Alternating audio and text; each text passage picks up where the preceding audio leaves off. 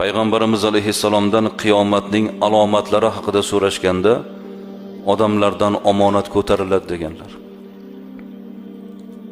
Eng go'zal fazilat shu noyoblashib boradi. Omonat ko'tariladi.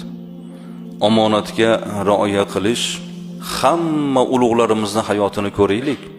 Ularning eng go'zal fazilati omonat bo'lgan. Ulug'lardan birlari Qur'on o'qib ketayotib, otda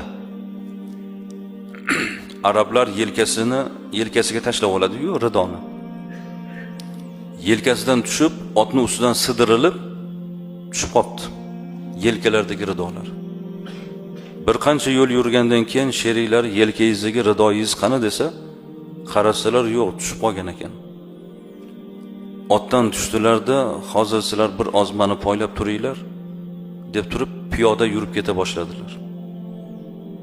Hazrat, nega piyoda yuryapsiz? Bu ot bilan borib kelsangiz bo'lmaydimi deganda, bu ot ijaraga oluvdim. Men buni shu tarafga minib borish uchun ijaraga aytib oluvdim.